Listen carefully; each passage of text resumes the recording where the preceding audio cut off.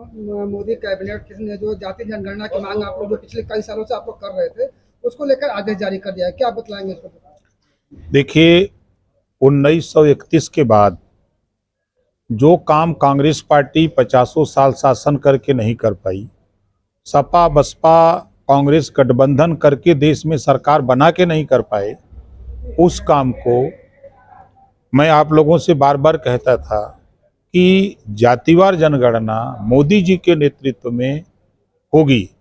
मैं बार बार कहता था, तो कोई मानने को तैयार नहीं था। अभी कल भी मैं कंक्लेव था, मैंने वहां कहा कि जातिवार जनगणना मोदी जी के नेतृत्व में ही होगी। आज ऐलान हो गया, तो ये शुभ संकेत है उनके लिए जो बेचारे गिनती नहीं थी इन जातियों की। अब जातिवार जनगणना होने पर सामाजिक न्याय सबके साथ होगा। इसके लिए हम देश के प्रधानमंत्री जी को धन्यवाद देते हैं कि आपने वो काम किया है जो काम लंबे समय तक शासन करके कांग्रेस नहीं कर पाई, सपा बसपा मिल के शासन चलाए वो नहीं कर पाए, उसको आपने करके इतिहास रचा है। ऐसे में आप अभी हमेशा जो सभाओं में जिन जातियों का नाम लेते थे, क्या उन जातियों को किस तरह का फायदा होगा? कि उनकी गिनती होगी तो अब उन गिनती के बाद उनके हिसाब से, जैसे राशन कार्ड है, परिवार में अगर गिनती जब राशन कार्ड में नाम चढ़ जाता तो उस हिसाब से उस यूनिट से उनको राशन मिलता है।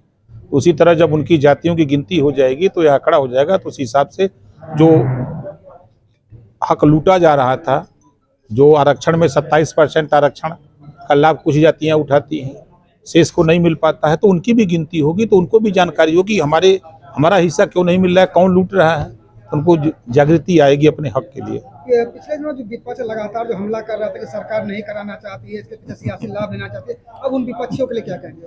अब तो कह रहे हैं कि ये राजनीतिक लाभ लेने के लिए किए। देखिए, विपक्ष एक न एक सगुफा छोड़ता रहता है। कल तक वो कह रहे थे कि नहीं कर रहे हैं, अब कर दिया तो अब कह रहे हैं कि राजनीतिक लाभ लेने के लिए। तो आपकी सरकार थी तो आप लोगों ने इसको करके क्यों नहीं लाभ लिया?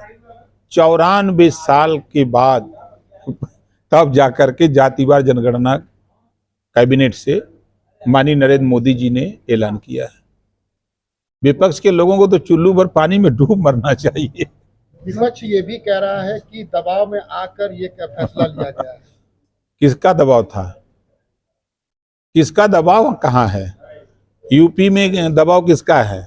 देश में दबाव किसका है? 140 करोड़ आबादी के प्रधानमंत्री माननीय नरेंद्र मोदी जी हैं, तो दबाव किसका है?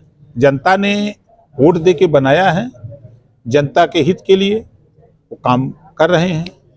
मंत्री जी, बात किया जाए समाजवादी पार्टी की तो सामाजिकता की बात करती है, लेकिन अभी पिछले दिनों अखिलेश जी ने कहा कि हिमांशु हमारे पार्टी के नहीं, हम नहीं जाएंगे। राम गोपाल जी कह रहे कि हिंदू को मरवा रहे हैं। तो क्या लगता है कितनी सामाजिकता है इन लोग में? देखिए, वो हमेशा वोट की राजनीति करते हैं, वोट कैसे मिले इस नाते बोलते हैं। अब देखिए, 8 साल के ऊपर हो रहा है, अभी 22 साल तक ये लोग इसी तरह बोले, कभी पोस्टर लगावें तो कभी कुछ करें। अब 22 साल तक इन लोगों को आना नहीं है, 22 साल के बाद फिर देखा जाएगा। अभी तक कब तक जहाँ हिमांशु को अपना नहीं बता रहे थे, और आज जैसे ही राहुल गांधी गए हैं और वहाँ पे समाजवादी पार्टी का पोस्टर लग गया है, उसमें ये मांग की गई कि उसको शहीद का दर्जा दिया जाए और 1 करोड़ रुपये मुआवजे की मांग भी की गई है। चलिए, कम से कम राहुल के आने के बाद उनके मित्र को, उनके दोस्त को ज्ञान तो हुआ। आज जो है आपके बेटे अरुण राजभर जी ने एक बयान दिया है, उनका ये कहना है कि अगर राजभर सेना को अगर मौका मिल जाए तो AK-47 लेकर बॉर्डर पर आर्मी से आगे चली जाएगी।